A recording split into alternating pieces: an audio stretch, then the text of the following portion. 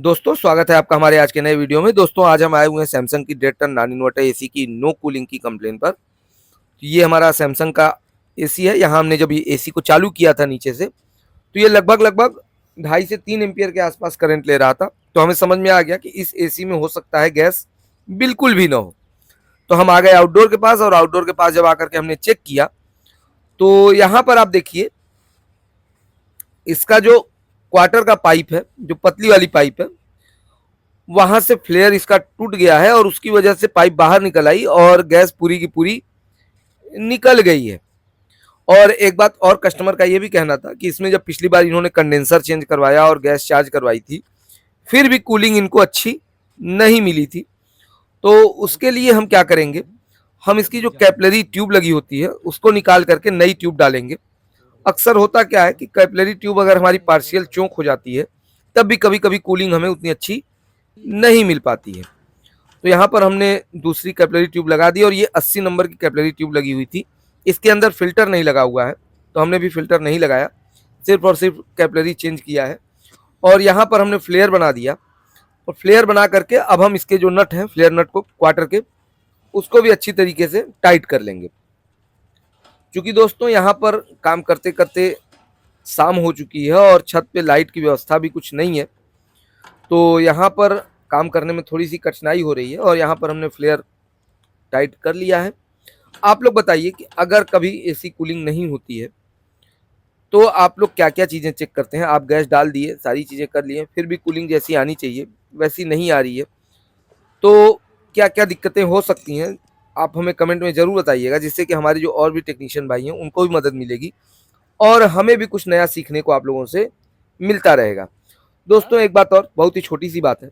यहाँ पे देखिए, जब हम आए थे तो यहाँ पे पाइप इसकी टेपिंग नहीं की गई थी, तो हमने उसकी पाइप को जहाँ तक हो सका वहाँ तक टेपिंग कर दिया, क्योंकि दूर होने की वजह से वाइब्रेशन से भी कभी कभी लीक हो सकता है। तो हमने इसको अच्छी तरीके से टेप कर दिया। ये बहुत ही छोटी सी बात है, लेकिन अगर आप भी काम कर रहे हैं और इस तरह की छोटी मोटी बातें जो आपको देखने को मिले, तो उसको भी सही करने की पूरी कोशिश किया कीजिए। यहाँ पर हमने इसकी सर्विस कर दी है, और सर्विस करने के बाद अब हम इसमें प्रेशर डाल रहे हैं। प्रेशर डाल करके हम होल्ड करेंगे, क्योंकि काम करते करते शाम हो चुकी है और जैसा कि हमने बताया यहाँ पे अंधेरा है और व्यवस्था भी यहाँ पे बिजली की नहीं है, तो काम करने में दिक्कत हो रही है। तो हम सर्विस करने के बाद प्रेशर डाल करके और सारी बॉडी और सारी चीज़ों को असेंबल कर देंगे, और असेंबल करने के बाद इसके हम प्रेशर को होल्ड करके छोड़ देंगे, ये देखने के लिए कि कहीं और किसी प्रकार का लीकेज है या नहीं है। तो अभी हम प्रेशर इसमें डाल रहे हैं और इस पर हम लगभग 350 PSI के आसपास प्रेशर डाल करके होल्ड कर देंगे। तो अभी हम देखते हैं कि हमारा प्रेशर कितना गया। लगभग 250 PSI के आसपास प्रेशर जा चुका है, और अभी हम इसमें प्रेशर अभी डालेंगे। लगभग 350 PSI जब हमारा प्रेशर चला जाएगा, तब हम इसको होल्ड करके छोड़ देंगे। यहाँ पे हमने लीकेज चेक कर भी लिया है, ये देख लिया है कि हमारा जहाँ हमने नट कसा हुआ था वहाँ किसी प्रकार का कोई लीकेज है या नहीं है, और हमने पूरी बॉडी को अब कंप्लीट कर लिया, कस दिया है। और 350 जो हमने प्रेशर डाला हुआ था, वो प्रेशर भी अभी हमारा एज इट इज़ पड़ा हुआ है।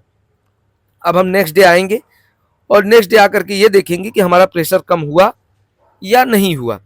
अगर कम होता है जिस भी यूनिट से, चाहे वो इंडोर यूनिट हो या आउटडोर यूनिट, हम लॉक करके रखते हैं। तो फिर उसके बाद हम आगे की चीज़ों चेक करेंगे। अगर लीक नहीं होगा तो फिर प्रॉपर तरीके से जो आगे की प्रक्रिया है वो हम चालू करेंगे। तो बने रहिएगा वीडियो में। तो दोस्तों मिलते हैं अगले दिन।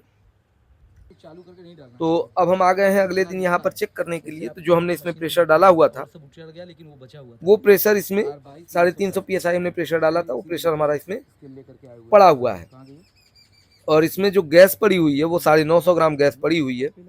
तो हम इसमें भी 950 ग्राम ही गैस डालेंगे, जैसा कि हम आप लोगों को हर गैस चार्जिंग की वीडियो में बताते हैं। यहाँ पे देखिए, जो हमारा प्रेशर था जो हमने कल इसमें डाला हुआ था 350 PSI, वो 350 PSI है, यानी मशीन में किसी प्रकार की कोई लीकेज नहीं है। अब हम इसको वैक्यूम करेंगे, जो कि सबसे महत्वपूर्ण काम है। बिना वैक्यूम किए गैस कभी न डालें, और वैक्यूम मशीन से ही वैक्यूम करें। मैं बार बार आप लोगों से विनती करता हूं कि जब भी आप गैस डालें, वैक्यूम करके वैक्यूम मशीन से ही वैक्यूम करें और उसके बाद ही गैस डालें। तो यहाँ पर हम वैक्यूम कर रहे हैं। और जैसा कि हमने आपको बताया कि जब भी मैं गैस डालता हूँ मशीन को बंद करके डालता हूँ। बहुत से हमारे भाई हैं जो कि बार बार कमेंट करते हैं कि सर बंद करके पूरी गैस नहीं जाती। उन्हीं के लिए मैं बार बार ये वीडियोस बनाता हूँ जिसमें कि वो देखें। और यहाँ पर आपको अगर दिख रहा हो तो हम आपको दिखा दें, 7.3 एम्पियर के आसपास करंट ले रहा है और लगभग 950 ग्राम इस पर गैस पड़ी हुई है।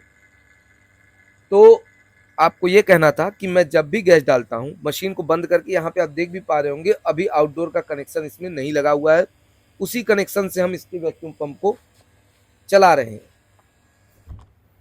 अब हम आपको दिखा दें, यहाँ देखिए टंकी और गैस दोनों का वजन मिला करके 2638 ग्राम है। और अब हम इसमें गैस डाल रहे हैं। गैस डालने की जो प्रक्रिया है वो आपको पता ही होगी, फिर भी मैं दोहरा दे रहा हूँ। सबसे पहले हम वैक्यूम मशीन को बंद करके उसके बाद सिलेंडर में हमने पाइप को कनेक्ट कर लिया और सिलेंडर के वाल्व को हम खोल लिए। यहाँ एक चीज़ और, रबड़ का भी ध्यान दीजिएगा, जो हमारा वाशर लगा होता है वो लगा होना चाहिए। सिलेंडर हम उल्टा करेंगे और वाल्व को खोल लेंगे और खोलने के बाद जो हमारा सिलेंडर और गेज से जो पाइप कनेक्ट है उसमें हम थोड़ा सा एयर निकालेंगे। इसको एयर फर्जिंग कहते हैं, जिससे कि हमारी पाइप की एयर बाहर निकल आएगी। उसके बाद हम वाल्व को खोल देंगे, जो हमारा मैनिफोल्ड गेज होगा उसके वाल्व को हम खोल देंगे और गैस को जाने देंगे। जितनी गैस जानी है वो चली जाएगी। एक बात और, हमारे जो कुछ टेक्नीशियन भाइयों ने पूछा था कि अगर ज़्यादा गैस होगी तो ज़्यादा भी जा सकती है। तो दोस्तों आप लोगों को मैं ये बता दूं, जितनी मशीन में गैस लिखी होती है उससे मैं 100 से 200 ग्राम गैस ही एक्स्ट्रा लेता हूं। और वो 200 ग्राम मैं गैस इसलिए एक्स्ट्रा लेता हूं कि प्रेशर बना रहे। ऐसा नहीं है कि 200 ग्राम गैस मैंने एक्स्ट्रा ली तो 200 ग्राम गैस एक्स्ट्रा मशीन में चली जाएगी। वो 100 से 200 ग्राम गैस सिलेंडर में बची ही रहती है, वो गैस हमारी मशीन में नहीं जाती है। यानी इस मशीन में अगर 950 ग्राम लिखा हुआ था तो मैंने लगभग 1100-1200 ग्राम के आसपास गैस ली होगी और उसके बाद अब हम इसमें गैस डाल रहे हैं।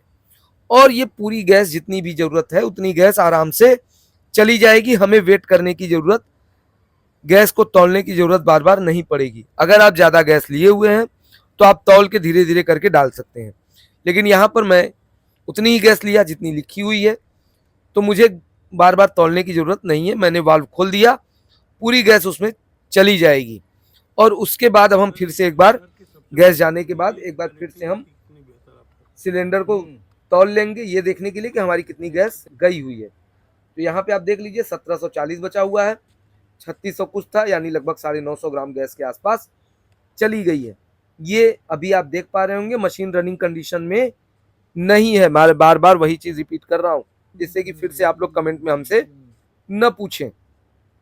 और गैस डालने के बाद लगभग 5 से 10 मिनट बाद आप मशीन को चालू कर दें। और मशीन चालू करने से पहले एक सुरक्षित दूरी पर ज़रूर चले जाएं और जब मशीन चालू हो जाए उसके 5 से 10 मिनट बाद आकर के आप सारी चीज़ों को मेज़र कर लें। यहाँ देखिए 7.1 एम्पियर के आसपास करंट भी ले रहा है और 65 PSI के आसपास प्रेशर भी इसका चला गया है। यानी मशीन अब हमारी प्रॉपर वर्किंग कंडीशन में आ चुकी है, सही तरीके से काम कर रही है। जितना देखिए यहाँ पे 7.5 एम्पियर के आसपास करंट लिखा है और 7.1 7.2 एम्पियर के आसपास ये करंट ले रहा है। धीरे धीरे इसका एम्पियर भी अभी बढ़ेगा। अब देखिए कितना एम्पियर चला गया, तो यहाँ पे 7.4 एम्पियर के आसपास चला गया। दोस्तों उम्मीद करता हूँ आपको हमारी वीडियो अच्छी लगी होगी, आपने हमारी वीडियो से कुछ नया ज़रूर सीखा होगा। तो प्लीज़ दोस्तों वीडियो को ज़्यादा से ज़्यादा लाइक कीजिए, शेयर कीजिए और हमारे फेसबुक पेज पर अगर आप नए हैं तो पेज को फॉलो करना ना भूलें। और यूट्यूब पर देख रहे हैं तो बनारसी गुरु मनीष चैनल को ज़रूर सब्सक्राइब करें। मिलते हैं किसी और नई वीडियो में, तब तक के लिए जय हिंद।